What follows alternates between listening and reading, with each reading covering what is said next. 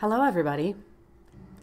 This week, we build on our intersectional analysis of race in the United States by exploring the ways that race interacts with mass incarceration and police violence in the U.S.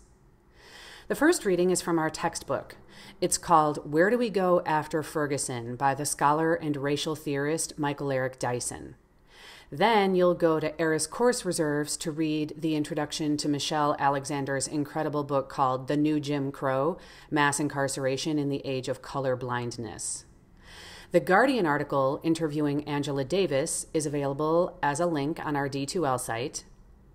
Angela Davis is a scholar and activist who founded the organization Critical Resistance, which is working to abolish the prison industrial complex.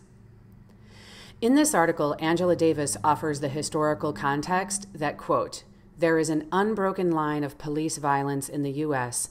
that takes us all the way back to the days of slavery. And to activate your creative side, you'll read the poem by Danez Smith called Alternate Names for Black Boys.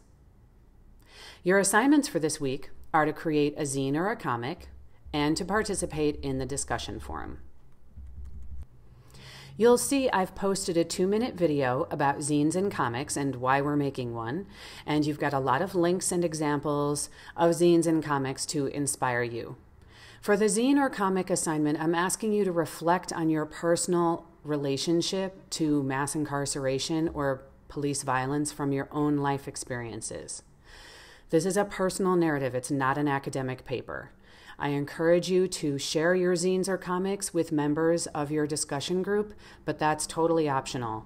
Sometimes students make work that is so intensely personal that they just choose not to share with other students, and that's totally fine.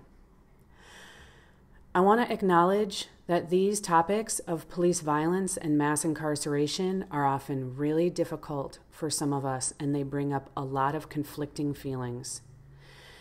It has been my personal experience as a professor that a lot of my students have some direct experience with incarceration or involvement in the criminal justice system. Even students that may not have direct experiences with the police or incarceration have family members, friends, or loved ones who have. Some folks in this class may actually be suffering from trauma from these experiences or from repeated media exposure to these issues. In addition, sometimes this material is really hard for folks who have police in their families.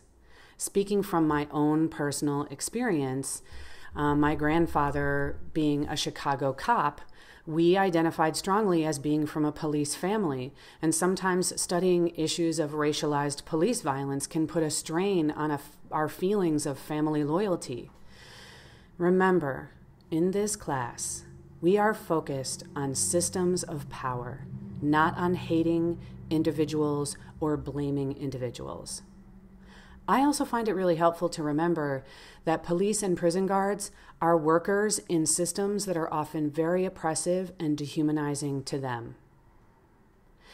In your discussion this week, you will highlight one moment in the history of racialized police violence and mass incarceration, and you'll write a post about it.